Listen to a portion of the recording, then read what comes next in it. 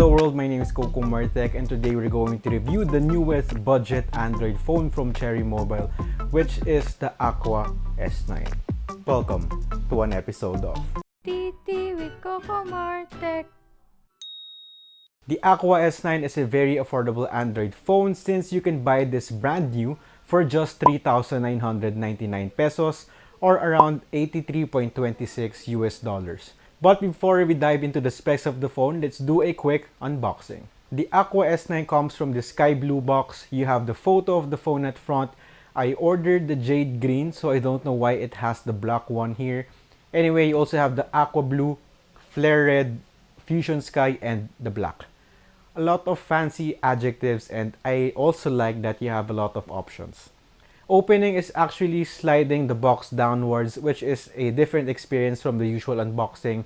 Inside you have a SIM ejector tool, some paperwork, a pair of wired earphones, a 10 watts charger brick, a Type-C cable, a hard case, and a screen protector which is already installed on the phone. The first thing that you will notice is how great the build quality is relative to its price. It doesn't feel cheap at all. You have this shiny design at the back which looks like the camera layout is acting as the sun, and you have rays of light bursting out, which I really like. You also have a texture pattern on the plastic back to add grip so it doesn't slide when you hold the phone. The overall build quality is surprisingly amazing for a very affordable phone. At the front, you have an 8 megapixel teardrop selfie camera.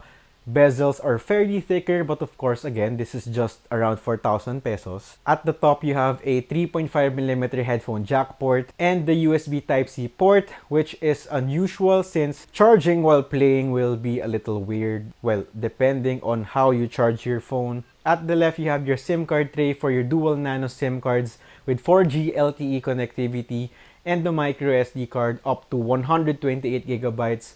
I don't know if this is a unit problem, but it was hard for me to remove the SIM card tray using the SIM ejector tool. At the right side, you have the volume rocker and the power button placed in the middle of the frame. At the bottom, you have a microphone and the bottom firing speakers. The Aqua S9 has a 6.5-inch HD Plus IPS LCD screen with 720 by 1600 pixels, having a pixel density of 269 pixels per inch. It has an aspect ratio of 19 by 9.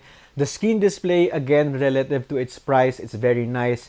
It's a 720p screen, so you'll notice some pixelations, but the colors are vibrant, details are sharp, and there are no discolorations, meaning the display is still great even when you look at it at the sides. The only problem is that it's not really bright, so it's going to be challenging to use it outdoors or during direct sunlight. The Aqua S9 does not have a fingerprint scanner. You have to use the face scan unlock, which its speed and reliability are actually great, but since it's not a 3D scan like the flagship phones do, they're not going to be as secure. Of course, you also have the option to use the traditional PIN, pattern, or password to unlock your phone. The Aqua S9 has a huge 5,000 milliamperes of battery, bigger than their more expensive model, the Aqua Infinity.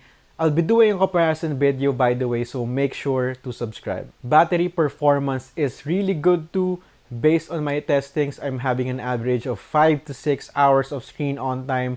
Kinda amazing battery life for a phone this affordable. Charging speed is a little slow though. 30 minutes of charging gave me only 20% and an hour of charging gave me only 39%. Aww. This can be due to the large 5,000 milliamperes of battery, but at least you have good battery life. The Aqua S9 has a chipset of Unisoc SC9863A, a GPU of PowerVR GE A322, 4GB of RAM, 64GB of internal storage. Using Geekbench 5, it scored 155 for the single core and 806 for the multi-core. To put this into perspective, the more expensive Aqua Infinity has a single core of 299 and 906 for the multi-core. But to be honest, benchmarks do not really tell the whole story. The Aqua S9 is running stock Android 10. It's not slow at all. Sometimes it feels much faster than the phone's twice its price. And this is not even a sponsored video. Playing mobile games will be a great experience. Mobile Legends with high settings will give you occasional lags and frame drops, but not to the point that it's unusable. setting it to medium graphics settings does not lag at all even with 5v5 clashes. Same goes with Wild Rift. You'll experience occasional lags and frame drops. That's a given since the phone is amazingly cheap, but again, not to the point that it really ruins the experience. You'll still be able to play medium Call of Duty settings, and combining it with a surprisingly well-built display, playing games is a nice experience.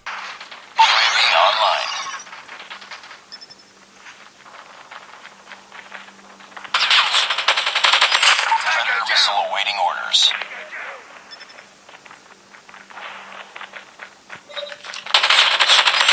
XS1 Goliath is ready. As per Genshin Impact, yes, you can play, but only from the lowest to low graphic settings. Before we tackle the cameras, the speakers is nice too, but I'm not a fan of its placement. It's fine that it's a bottom firing speaker, but since it's located at the left part of the phone, it easily gets blocked on my palm when you try to play landscape games. Yes, you can flip the phone, but I guess I'm used to playing landscape games with the speakers at the right side, so that's just something worth mentioning. Ear tips. And these are pretty interesting, but we're going to talk about that a little bit later.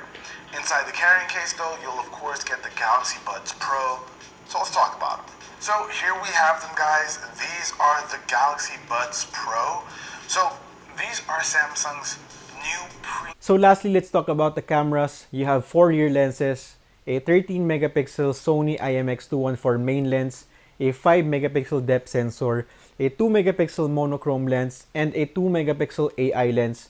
I'm not really sure how the AI lens works, but I'm going to give my review where the settings are set to auto since most people will be using the camera that way. So the photo qualities are not really great. They're not terrible potato level, but they're just not really great. You'll still be able to produce great photos with the right lighting.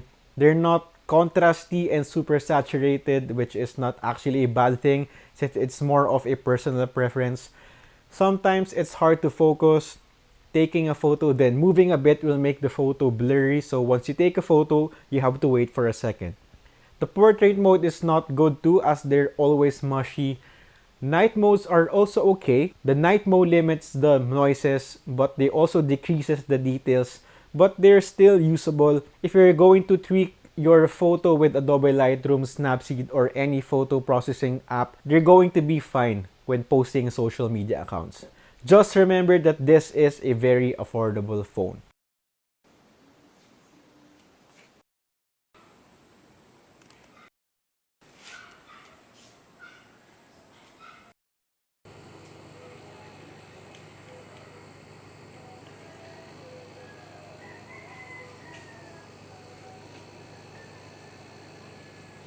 This is a selfie video test comparison of the S9 versus the Infinity of Cherry Mobile. So on my left, this one is the S9 Infinity, the Aqua Infinity, sorry, and this one is the S9. So comment down below what do you think of the video quality and the audio quality coming from their microphones. This is the stabilization test.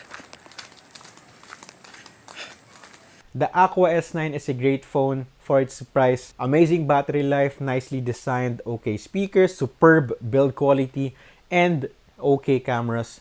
If you're a Filipino like me, it's nice to support our local brand. It's a moment of proud to be Pinoy. Even though it's not a sponsored video, I hope I persuaded you to buy this phone. It's not perfect, but I guess you're also helping the Philippine economy if you're going to buy this one. And it's really a great phone for its price. So that's it for this video. I hope you enjoyed. I hope you like and subscribe.